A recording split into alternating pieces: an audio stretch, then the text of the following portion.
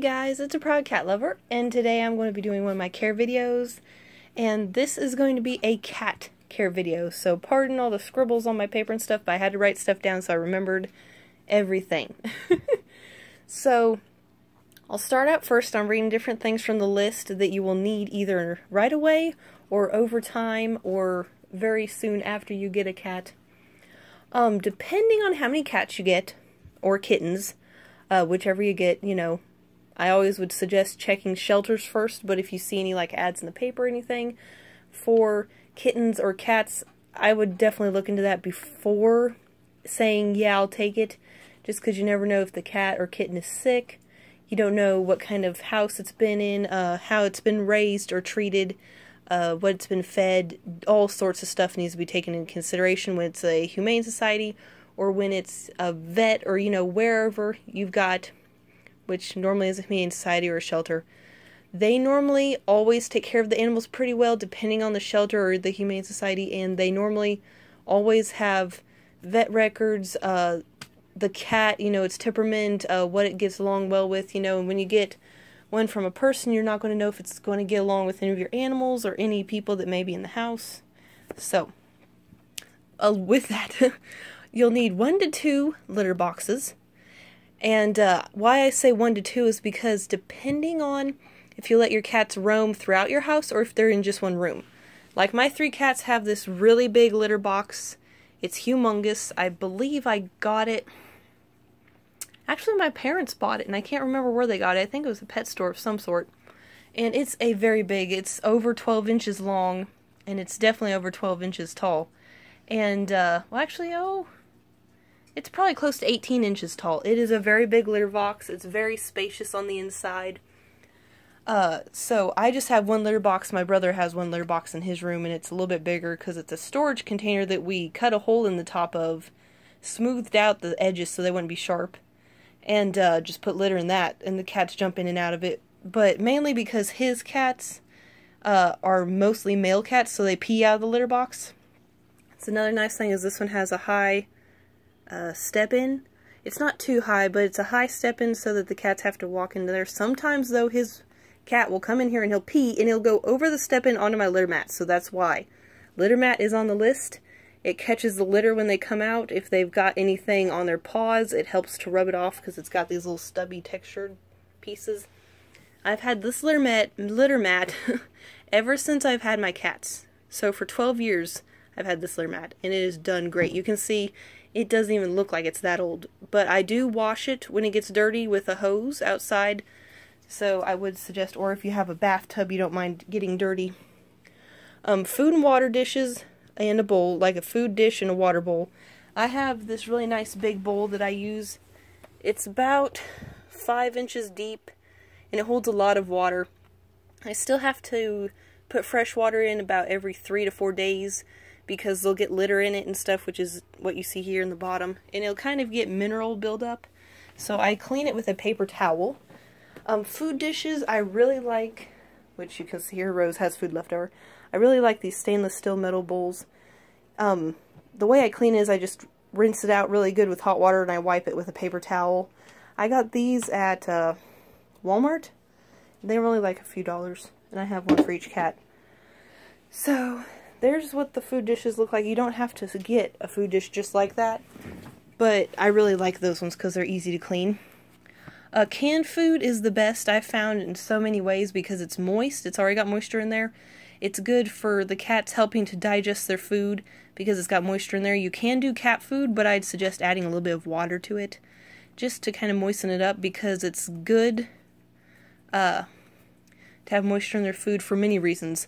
I'm pretty sure it helps the kidney and the, I want to say liver. I can't remember all the things that it helps by having moisture in the food, whether it be water added to cat food or actual canned food.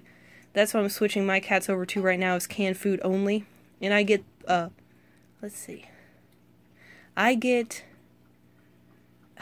Wellness grain-free cat food, which I didn't get it just because it's grain-free, but I got it because a lot of people said that their animals really did good with it. Dry food will work.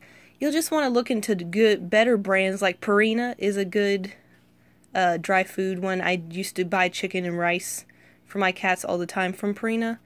There's also Iams is a good brand. It's a little bit more expensive though. There's Science Diet. Wellness is another one. Blue Buffalo or something like that. So those are some, different, and they do canned or dry, and all those ones I just said. A cat scratcher or a type of carpeted cat condo. You want to do carpet, you don't want it to be that real smooth carpet because their claws can't get traction. And you don't want it to be only wood, because then you're going to have to clean wood off your floor all the time. What's nice about this one over here is it's all carpeted, but it's got that twine, that's this white stuff here, and it's got one stand that's right here that's wood. So they do scratch on that sometimes, but they like scratching the carpet the most. Getting a tall one so they have to climb up and down it is good exercise for them. And then of course scratching it keeps their claws a little bit dull. Next thing would be a cat brush. This is important mainly if your cat sheds a lot. If it doesn't, it's not a necessity, I just put it in there. Claw trimmers, I put clippers on accident. Claw trimmers, which are those circular pet trimmers for nails, or nail trimmers like for people. I'd suggest though making sure you're comfortable using nail trimmers before you do that. Flea medicine, obviously anytime you have pets, no matter what, they're always going to get fleas. It's pretty much like people having lice or having triggers all the time. You're itching all the time, you're scratching, you're not comfortable. You don't want cats to be miserable, and they can get worms, and that's not good for them. It's gross. At least 3 cat toys per cat. You want different types, like have one maybe a catnip toy, one maybe a crinkle toy, and toys are really cheap. Like a crinkle toy at Walmart is under $1. Catnip toys can be anywhere from under $1 to like $3 for a decent one at Walmart. I get most of mine at Walmart because the pet stores are expensive. And then, maybe like one that makes a noise, like a chirping noise or a squeaking noise or something. Because you want to give them, you don't want to play with the same toy all the time. That just gets boring. And 3 toys per cat, I say, because my cats like to switch between toys, and sometimes my cats will take each other's toys. So you want enough that if you've got more than one cat, that one cat's not hogging that toy to itself. Optional is a pet bed. I have this one right here, and it's nice because in the winter I can have it this, and then in the summer I turn it inside out so they can lay on this part so it's cool. You don't have to get a pet bed like that, but they really like having an option of being cold or hot, so I switched it just because I care about that. I'm particular. A cat litter scoop and a clumping cat litter, which I get Fresh Step, but there's tons of other ones out there, but I can get 38 pounds for $16, and that's what I use for my litter box. I'll show you and I put also a small trash can and cheap trash bags on there. I just have this little tiny, still has the sticker. I've had this for the entire time I've had cats. This, though, is a new scoop. It's metal, and you can get them at Walmart for like around $10. That's really nice. I have this small little trash can. It's, probably about a foot. And I have these cheap trash bags that I use. So these I'll find out a brand and I'll put it in the description because I like those trash bags. They're not too thick, but they're not too thin, and they're not expensive for just doing the litter. Okay, another thing on the list, and I had to pause it for a second. I already said the cheap small trash bags. A litter mat I already talked about. Pet safe shampoo. You never know when your cat's going to get dirty. Let's say if they get poop on their leg or something, because that has happened to me. Or if, let's say if your cat were to get outside, it can happen. It's happened to me several times. They might roll in the dirt, or they might do something to get dirty in some way. They might get oil on their fur or something. Having pet safe shampoo, which you can find in the pet aisle, most places where you can get a vet probably, or somewhere. Pet stores probably have them. Having that is pretty important. You might want to have gloves or something if your cats like to try to bite or scratch you, but I didn't put that on there because most people have cleaning gloves and gloves in general. A pet carrier, and I put medium size because you want to give your cat plenty of space to move around when you take it to the vet. Right now my cats get nervous when they go to the vet, so they like to move from the front to the back, and they like to curl up in the back. I'd suggest probably putting a towel down when you take your cats to the vet, because sometimes my cats have gotten freaked out and they go to the bathroom, as in peeing in there, and that's a lot Easier to clean when it's on a towel instead of on them because they sat in it. And that's happened. So, now I'll kind of go over experience stuff. So, you want to always avoid rubber bands, plastic, balloons, floss, any type of stuff, yarn, string, anything that they will eat. Because they will eat it. Tape is another one. Carpet, loose carpet. My cats are stupid. I'm just naming all the stuff that I literally have seen them eat. All this stuff I just named, I've seen my cats eat them. They've also, my cats are weird. Sometimes they'll get into paper. Like that piece of paper right there. They're weird. They'll go over and chew on it. Or leaving out stuff that they're going to chew on. If you have cords, hide them. My cats don't chew on cords, but my brother's cats do, and they have ruined 7 pairs of headphones because my brother is stupid, and he left them all out. Over the years, anyway, we've had cats, you know, for 12 years, so, yeah, over the course of 12 years, 7 pairs of headphones, 2 cords that were chargers for his laptop. I had 1 cord that got chewed on by my cat because he was bored. So that's another reason you want to have stimulants like cat toys or catnip toys or something. Cat treats are also an option, but I wouldn't suggest feeding them a lot of cat treats because they'll get to where they don't want to eat the food and they want cat treats. So I just make it a special thing where once a month I'll buy cat treats and then I'll make it last that entire month.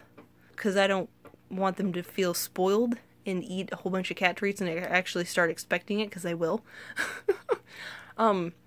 Another thing you'll want that's optional is Febreze or some type of spray, Lysol, some type of deodorant, disinfectant or deodorant type spray, because the litter box sometimes will be stinky, and you're going to want something that you can spray in there if you have to go to work or if you're having company over right away.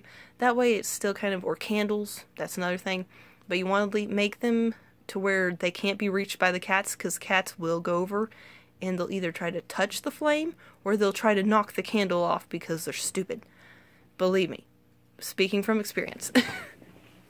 This is my most ornery cat, who is the naughtiest, but Roxy is number 2 because one time she got into a cat treat container. She ate all of the cat treats. Guilty. Evil. Okay, so anyway, like I was saying, just kind of cat-proofing your house is pretty important. Kind of how I go about doing is just making sure I don't have anything that I know they like chewing on, reachable. Plants. There's another thing. Plants. That's another thing you don't want to have in the reach of your cats. Like over here, I have all of my plants on my bookshelf because my cats will chew on plants, whether it be real or fake. They will eat them and they will throw them up, and you don't want that.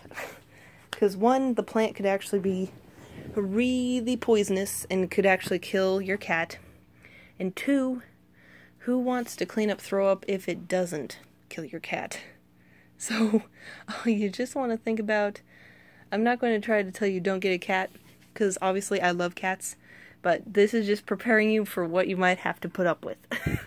And another thing, never skimp on going to the vet if your cat is sick, or if it's ill, or if you think that there's something wrong. Because when Blossom first started having seizures, I think it was back in 2013 or 2014.